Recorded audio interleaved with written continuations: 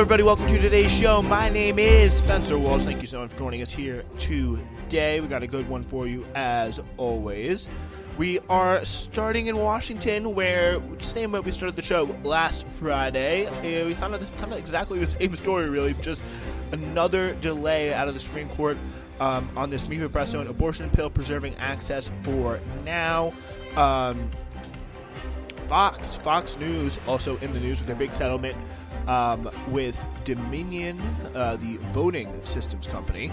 And apparently they were really ready to go all the way on this defamation trial. They're ready to take it to trial, see what's up. It would have been tough, would have been pretty messy, but maybe they thought they could have gotten away. They just settled for around $787 million. We'll take you into how that happened. Also, a representative from New York who really kind of snuck in due to splitting the progressive vote in around south central Manhattan. He is kind of getting really nailed as of late for some really, really sketchy suspects, one might say, some sus sock trades. We'll take you inside of what he's been doing, and they're really just talking about hundreds of trades here, people. It is some pretty crazy stuff. Also, on the show with a little trip across the pond, just an absolutely insanely disingenuous things continue to happen in lovely, lovely England to the UK Labour Party. So we'll take a look at that.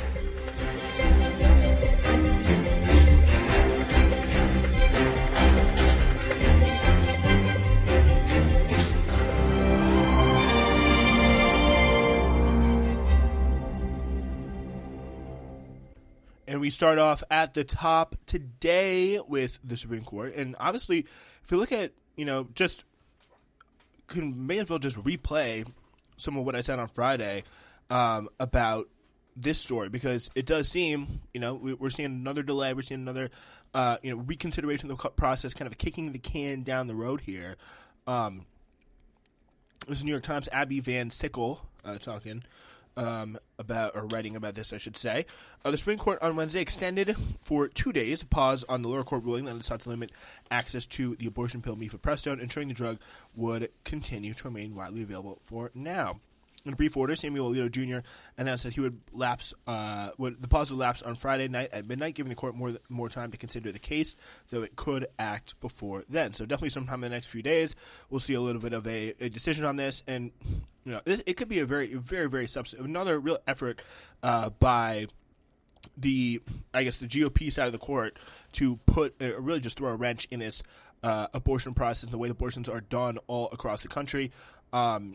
And it really is them in the driver's seat. Because, again, look at the court breakdown here. You come down to, the three liberals are really not relevant because, even if John Roberts decides to join them, there are only four. Ketanji Brown Jackson. You have, Ketanji Brown Jackson, Kagan, and Sotomayor. They are obviously kind of irrelevant because, again, even if Robert joins them, there are only four. But the question is, I think you got very much the ideologues in Alito, Kavanaugh a little bit less so. Gorsuch probably the least ideological, kind of on social issues, but definitely pro-business. But John Roberts, kind of as the chief executive of that court, is somebody who, Chief Justice, is someone who has definitely been the more moderate. Definitely so. And again, obviously the word moderate there is relative, but he is someone who is, at least signaled that he cares a bit more than the rest about, the way the courts perceive the institutions of the court. The fact that people don't just absolutely hate it and just think it contains no legitimacy. Like that still does bother him, based on all understanding of kind of what we know about the guy. So it is interesting, and that is definitely something that could play a role in this decision here. The court did not meet an earlier deadline suggests there may be disagreement among justices in its first major case about abortion. Since a conservative majority in June upended the constitutional right to an abortion, it could indicate there may be a dissent in the case. So it does kind of come down to, it does. This is certainly getting a little bit interesting because from all reporting, from all intents and purposes, from pretty much basically everything that we understand about the way, the thought process of the people on the Supreme Court at this current moment in time. That last abortion push, the push to overturn Roe v. Wade was a big step for them. And boy, have they seen, especially some of the people, because don't get me wrong, they are caring about it. They're following it. They do want to know, like, what's happening.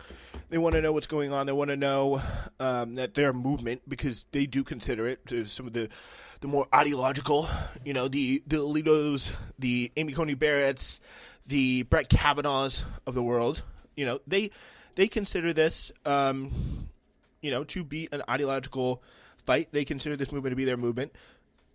And, you probably, Clarence Thomas, like, how could we forget?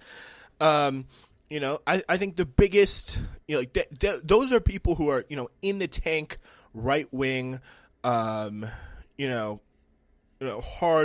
people.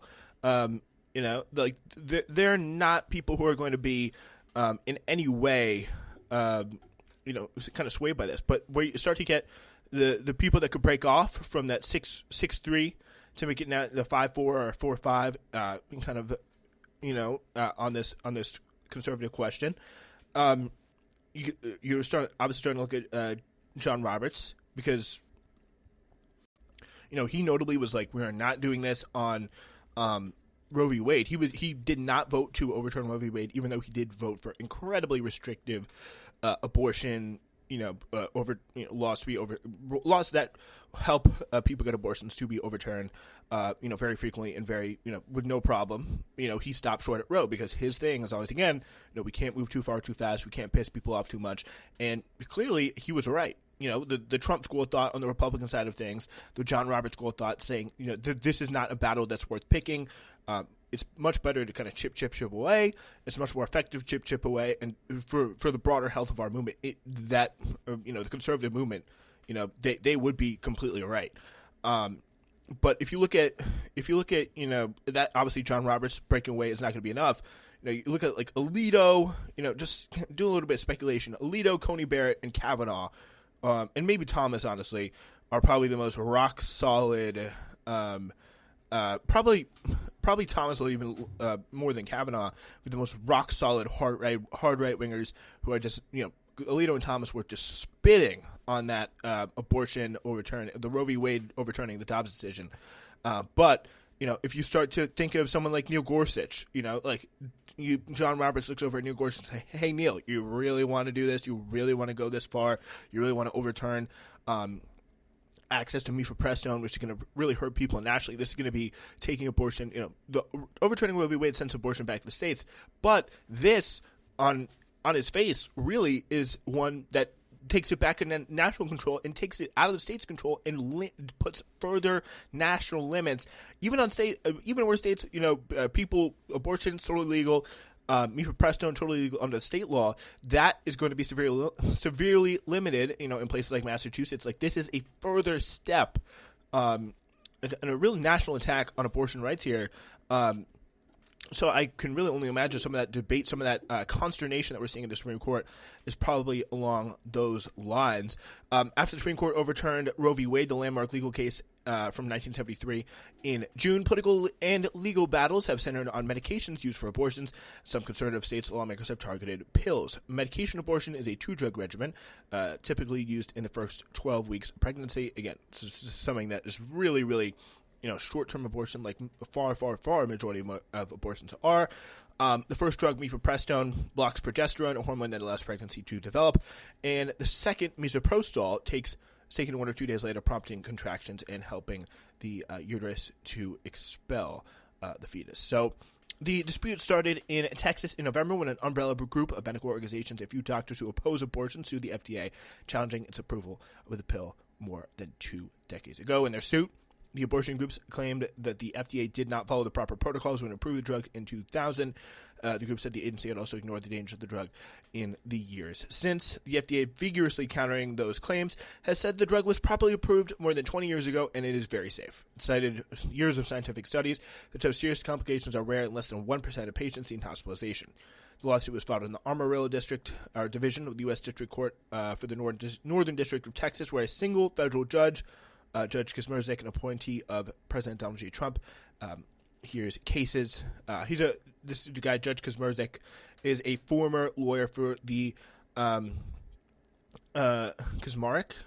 whatever, is a former lawyer for the First Liberty Institute, a legal group focused on religious liberty cases that long-backed conservative causes. So literally the perfect encapsulation of an activist judge here. So this is something that is very, very interesting to watch, this kind of consternation, and really it is the Supreme Court, John Roberts, kind of looking at the swing vote, which I'm hesitantly assume is Neil Gorsuch, and looking at him and just being like, okay, do you want to cross the point of no return? Some would argue Roe v. I think it's fair to say maybe Roe v. Wade was that point, but this would definitely really be a new step. This will really be a pretty severe blow to abortion rights. All right. Let's move on now to our next story. Pretty big settlement in the Fox News Dominion lawsuit. For months, the pre-trial proceedings were on, and embarrassing internal messages keep spilling out of public view. This really was a remarkable case. We're starting from the Washington Post here, but just give you some kind of context of the situation. This has been going on kind of in public view, out of public view, indirectly in public view for a very long time.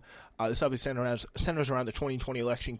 We're just Dominion is the machine or the voting machine company that the most conspiracy theories, conspiratorial kind of crazies that stop the Steelers really latched on to in the wake of the election, and we're like, these are the people that were sending in Venezuelan ballots to help Joe Biden or something like that. That was the whole thing for a lot of the Stop the Steelers. Dominion kind of became from people like Mark Lindell, Mike Lindell, that was public. They were public enemy number one. They were the absolute worst.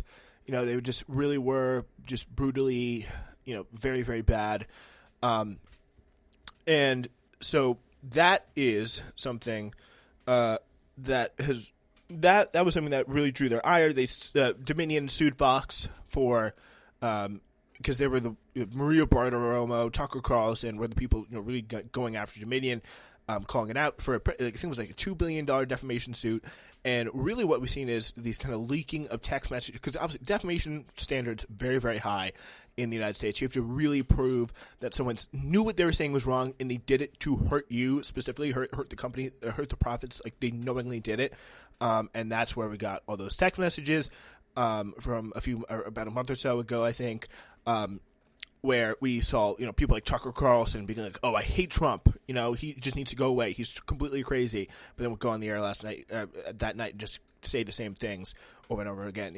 All these people at Fox clearly knowing what they were doing, what they were saying about the election, which is complete BS, and just going on and continuing to say it anyway, and leading to all of the chaos around January 6th.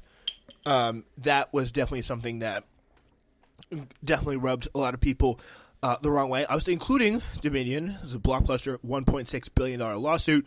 And so that has been going on. Text messages have been coming out. And it really seemed like it was a kind of interesting back and forth situation.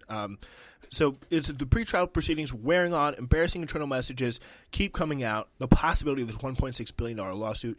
Viet Din, who's the highest ranking legal officer at Fox News' parent company, Fox Corp., had offered a glimpse of hope. He had walked company founder and chairman Rupert Murdoch and his son Lachlan, who is the chief executive of Fox, through the legal issues and reassured them the company would eventually prevail on appeal, even if it required going all the way to the Supreme Court, according to people familiar with the internal deliberations who spoke on the condition of anonymity to describe confidential conversations. So if if they get this thrown out, they don't have to pay a single thing. They don't have to settle. They don't have to do anything like that. that would be a pretty big deal. But at the close of Fox's hearing, in Friday's hearing, the blockbuster defamation case against Fox News, Judge Eric M. Davis of the Delaware Superior Court asked lawyers for both companies to try to work out their differences. The trial was being set Monday, and he implored them to see if they could find some common ground. The two sides obliged, and their lawyers spent the weekend attempting to hammer out a deal without getting far. The space between them was still vast, and they were running out of time. So they sent an emergency email Sunday to longtime mediator Jerry Roscoe, who was floating down the Danube River. As calculations by both companies slowly played out, the stakes were clear, not just for them, but for the news media and even for the country itself. Dominion was seeking Fox's role, accountability for Fox's role in spreading false claims that Dominion machines had been used to steal the White House from former President Donald Trump, a democracy-shaking lie that helped spark violence on January 6, 2021, and more than 2 years later, this consequential defamation battle in court. But now, there was one last shot for a resolution, and even the most highly anticipated libel lawsuit in a generation. Would I be willing to mediate an important case? Roscoe said, recalling the dramatic email he received while on vacation. In an interview, Roscoe said he was reading through thousands of pages of documents, scrolling through them on his phone overnight in preparation for swooping in the last minute to try to end the dispute. Publicly, there was no sign of the change in the posture of the two companies, so it was a surprise Sunday night as dozens of reporters were checking into their Wilmington, Delaware hotels, girding themselves for a weeks-long stay, when a strange note was circulated by the public information officer for the court. Judge Davis would delay the trial by 1 day. No explanation was provided, only an assurance that Davis would say more in court the next morning. Two people familiar with the case told the Washington Post on Sunday night the delay was to allow time for both sides to obviously come to some sort of resolution. On Monday morning, he brought them together for their first call. An hour later, Davis gavels the court into session, only briefly, to announce that he would proceed with seating a jury in 24 hours, and declared that such delays in complicated suits were hardly unusual. Dominion sent just one lawyer to sit in the courtroom for Davis's low-key remarks, a hint that real action might have been taking place elsewhere. Roscoe said expectations were muted at first. The company's lead trial attorneys, Justin Nelson for Dominion and Dan Webb for Fox, had minimal roles, too busy continuing to prepare for the planned courtroom clash. The parties were not too optimistic that things were going to be resolved. So Fox staff and executives who watched in horror as their unvarnished and often vicious internal messages about one another and Trump became public throughout the pre-trial proceedings. Many of Fox News top executives, including Suzanne Scott, arrived at the network at its founding, and some have never worked anywhere else. And since Roger Ailes, Fox News' late co-founder, was forced out of due to sexual harassment in 2016, Fox has operated without a domineering force leading it. Inside Fox, as the trial date neared, the staffers dreaded the witness testimony that might come with it. Rupert Murdoch was expected to be called second in the witness lineup, right after Dominion's PR representative, Tony Fratto, according to people familiar with the witness lineup. Lou Dobbs was expected to be the third witness. High-profile Fox hosts such as Tucker Carlson, Marie Bartiromo, and Janine Pirro and Sean Hannity were also expected to be called, along with several behind-the-scenes staffers. Revelations from pre-trial discovery had been excruciating for the cable network, exposing a backbiting internal culture that featured employees who regularly doubted the content they aired nightly for millions of viewers. They privately rejected the myth that Trump had won the election, even as the network put forth conspiracy theories in the weeks after the November 2020 election. So,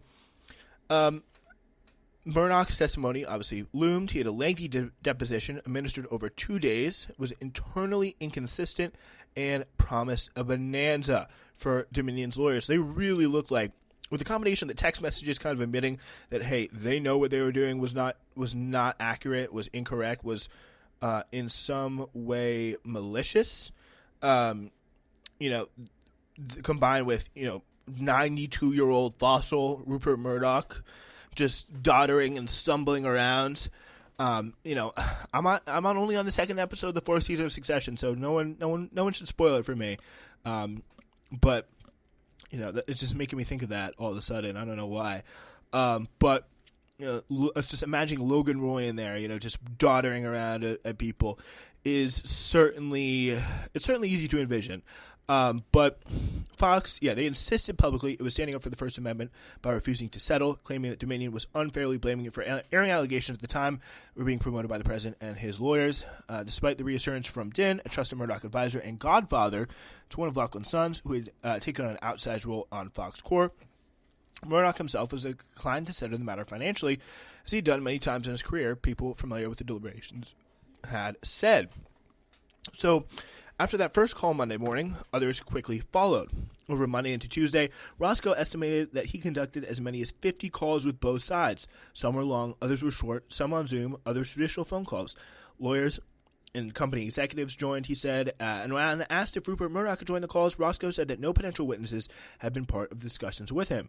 We're on the phone nonstop, he said. Emotions ran high.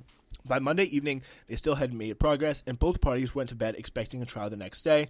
And on Tuesday, the lawyers suited up and headed into the courtroom. But outside the courtroom, Roscoe was making headway. For the vacationing mediator, that required calling in from his hotel, a boat, even a bus, holding his phone in his winter coat for privacy. Roscoe said he was quickly ascertained that Dominion's monetary demand was not the only issue keeping the two apart. They were also divided by a dispute over the language that Fox would release, acknowledging the company court's ruling that Fox had spread falsehoods about the company. So that's going to be, a big part of this lawsuit. The idea that, okay, they're coming out, Fox, and if they lose this case, they're going to have to admit to a certain, hey, we were wrong to post this.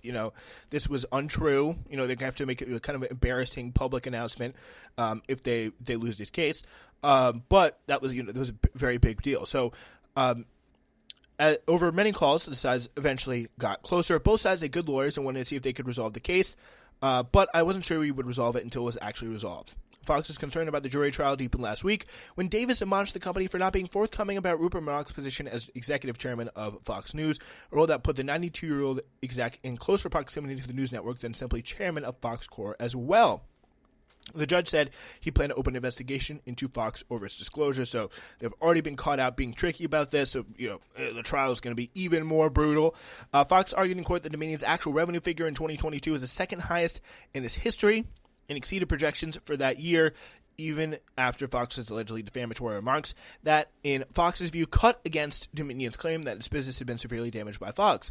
In addition, Fox gained confidence from an email its lawyers received Friday from Dominion saying that Dominion was not going to be presenting its claim for lost profit damages to the jury, given that it is duplicative of lost enterprise value damages. Don't exactly know what that means, but while Dominion always stuck to the claim of $1.6 billion, people familiar with Fox's thinking say the company's lawyers felt they'd finally been able to publicly dent Dominion's central claim, saying, if you still were, just having so much profits, you couldn't have really been hurt that bad. We couldn't have really been defaming you, which I think that is a fair point to make. The consequences of the lies were plain. For the country, they contributed to the violent attack. We know what the consequences were. Let's get to the goss here. So no news leaked out Monday, even as Dominion's legal team was spotted coming in and out of a conference room space they had reserved near a hotel at a Wilmington court complex. People close to the case warned that the talks had not been fruitful. So at 9 a.m., a trial seemed imminent, even to the parties involved. Lawyers for both sides packed the tables in the well of the courtroom and a row of seats behind, so many that one Dominion lawyer was forced to perch, hanging off the bench. Proceedings were smooth at first, with 12 Delaware residents chosen to serve as jurors and 12 more selected as alternates. Davis swore them in and gave them standard jury instructions.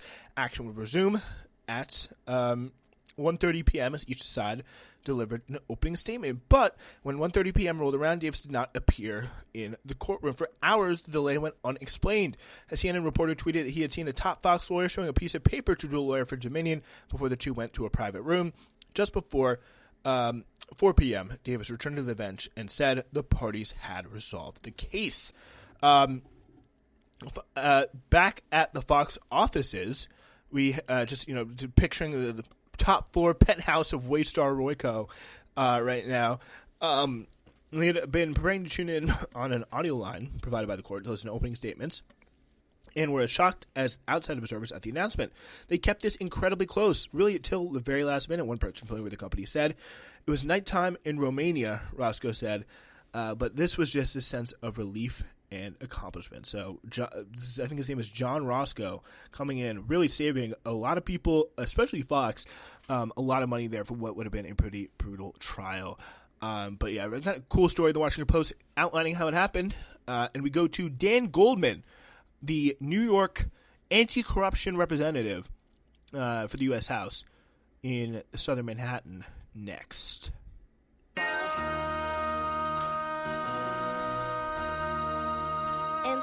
make another hit. This ain't what you want. Project, this ain't what you want. This ain't what you want. You're listening to Newsflash right here on the Spencer Walsh Radio Network. Help us grow our audience. Subscribe, rate, and review our show on whatever podcast platform you're listening on. Thank you very much. We are talking about a story that tickled my fancy when I saw it the other day. Dan Goldman. This is a guy a freshman representative in Congress. Somebody who has, kind of had a bit of a history of being a very, very frequent on MSNBC, kind of a peak, probably the most highest amount of MSNBC viewers per capita in his district. So I guess it does make sense that he was winning, kind of snuck in due to a split in the progressive vote. But yeah, this is definitely a little interesting here. So Congressman Goldman, last year, as a congressional candidate, Daniel Goldman, he pledged to form a blind trust for his massive stock portfolio, a move designed to shield himself from financial conflicts of interest by giving an independent body control of the administration of his private business dealings. This guy is a major investor, lawyer, stuff like that. The fact of the matter is, I've spent my entire career in public service taking down gun traffickers, fighting against corrupt individuals, being a strong advocate for anti-corruption, and then obviously being in the trenches protecting and defending our democracy, because you led the Trump impeachment too. So whatever you want to reference, I was in a blind trust with all my money when I was a prosecutor. I will put my money in a blind trust as a congressperson. But 3.5 months into Goldman's congressional tenure, he's an heir to the Levi-Strauss fortune. That makes more sense. Who served in a lead prosecutor to then President Donald Trump's impeachment trial, confirmed that while Goldman has begun the process of forming a blind trust, he has not yet established one. In the meantime, Goldman, whose 10th district in New York includes the New York Stock Exchange, has established himself as one of Capitol Hill's most active equity traders. As you get here in Raw Story. Since early January, Goldman has bought or sold shares of individual stocks more than 480 times, far outpacing many other super traders, including Representative Marjorie Taylor Greene and Representative Josh Gottheimer. It's so funny that Marjorie Taylor Greene is also kind of scamming the game here. A lot of those kind of ideologues in Congress, you don't see them as high up the list. You just people who you kind of wouldn't expect, and a lot of them are just kind of just your average centrists. Kind of doing something that you kind of would expect them to do. But yeah, 480 times. This guy is prolific. Some of the congressman's stock trades involve politically noteworthy or sensitive corporations, defense contractors, tobacco companies, baking firms, a time when Democrats and Republicans alike are agitating for an outright ban on lawmakers trading individual stocks in the name of curbing conflicts of interest. So, yeah, questions are remaining as Goldman's office, of course, declined to make the congressman available for an interview. The Goldman staff declined to provide specific details about his personal figures, including who manages and executes stock trades on the congressperson's behalf. But, yeah, to me, this just continues to be so just absolutely crazy on so many levels. The fact that we just allow this to happen, people just trading stocks, this quote-unquote blind trust, you'll probably give it to, his brother or something. The classic moves are oh, yeah, I just give it to my brother, or give it to my sister, give it to my mom. They don't know me at all. I never see them or talk to them or communicate with them in any way. It's like Trump giving it to his son. It was another great example of that. We all know what you're doing. We all know, you're just clearly making a bunch of money off these decisions. And the crazy part is he's the heir to a fortune. The Levi Strauss for he does not need he does not need to go make more and more money, but just you know how it goes with some people. They do not seem to want to give it up. Anyway, we go now to our next and final story. And it's in the UK Labour Party. Really, really just rough, just depressing story. It's just it really just makes you just absolutely kind of roll your eyes, especially if you're kind of familiar in any way with UK politics. So, and it comes down to we got Conservative, we got Labour, and we really the kind of two left-wing, right-wing parties, obviously. Labour Party, the two people we're about to hear talking, one of them is Lisa Nandy, who I would say is probably most closely comparable to in America. Well, Paul, I'd say she'd be she's like kind of a young centrist in maybe like the House of Representatives. Lisa Nandy, kind of female, young centrist representative. No, I don't know, maybe like an Abigail Spanberger or something like that. And then the other side, you got John McDonnell, who is definitely got the kind of the left wing of the Labour Party, someone who probably comparable to like a Bernie Sanders type, but kind of older guy, definitely economically very left wing, socially as well. Definitely known for his economic bona fides. And it does come down to so we got two separate of course you got like the labor anti-Semitism controversy, which is obviously a report that she's going to reference here. Where do I even begin with the labor anti-Semitism controversy? But it's just a lot of allegations of anti-Semitism, mostly for kind of critiques of Israel that they made were levied against the former leader because John McDonnell was actually the deputy to the former leader, Jeremy Corbyn, and when he was in obviously a senior position in the party. A lot of mostly kind of anti-Zionist, anti-Semitism kind of conflations were made in terms of accusations of anti-Semitism towards him. And with that, we get the kind of new controversy now because Corbyn was former leader for a reason, lost the election, was resigned due to his loss. And that brings us to new leader Lisa Nandy, kind of more centrist part of the Labour Party, and definitely more in a position of power on the ascendancy. And her current leader, Keir Starmer, who is also in the cabinet of Jeremy Corbyn, of Jeremy Corbyn, and that was the current leader, obviously, just made a really kind of pretty crazy ad very recently talking about pedophilia. And how many people were arrested for pedophilia under the Tory government, which, by the way, for a good portion of that time, Keir Starmer, also, fun fact, was the top prosecutor in the country, and also someone who was well known for letting off of, the British Mr. Rogers, who was also a pedophile. Starmer, the current leader, essentially let him off and kind of ignored charges against him that eventually turned out to be much more legit. I would say, so that leads us to the current ad. This was an attack ad that was posted by the Labour Party, which is pretty much a poster of the current Tory PM, Rishi Sunak, saying, "Do you believe?"